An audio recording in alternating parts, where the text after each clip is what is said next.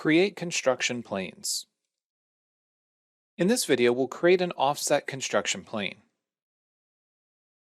In Fusion 360, we want to get started with the supplied dataset Gear Reduction Housing Solids. This dataset has a few more parameters, namely gear thickness, idle gear thickness, housing wall thickness, and gear gap. We're going to be using some of these values to create some offset construction planes. I also want to note that our origin is based on a Y-up orientation. Now, there are settings in Fusion 360 that allow you to model with Z up, so it really depends on what your current settings are and whether or not you're modeling in the Y up or the Z up orientation. Whichever one you choose, it won't really matter in the end for this design, but we do need to make sure that we are selecting the correct planes to offset. So let's get started by going to Construct and selecting Offset Plane. The plane that we want to use in this case, if you're modeling with Y up, is going to be our XY plane. If you're modeling with Z up, you'll likely be selecting your XZ plane. From here, we want this value to go backwards, and in this case, you'll notice that that's a minus 15. So with this correct orientation, we're going to enter a minus, and we're going to begin typing our gear thickness. And as soon as we start to type in gear, you can see that we have gear thickness, and then we're going to subtract the value for our housing wall thickness.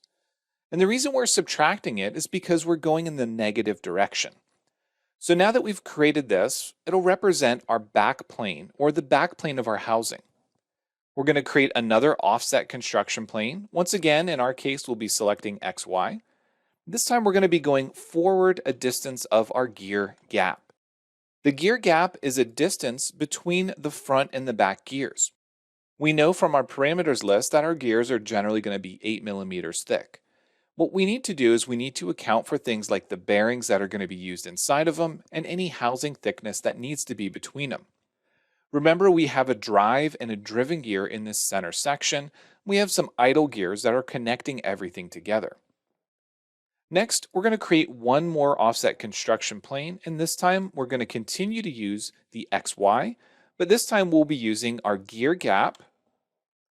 So we'll start to type in gear, select gear gap, and we'll add our gear thickness. We'll hit enter to accept that, and now if we rotate this around, we should see that we've created 3 new planes. I'm going to hide the origin for now and simply go to a right-hand view. We now have a plane that's representing the back of our housing, the midpoint of our housing, and the front of our housing. So when we go into our folder and we select these, plane 1 is going to be our housing back, so let's go ahead and rename it. Plane 2 is going to be our housing mid. And plane 3 will be our housing front. Now that we have these 3 planes renamed, let's navigate back to a home view and make sure that we save this design before moving on.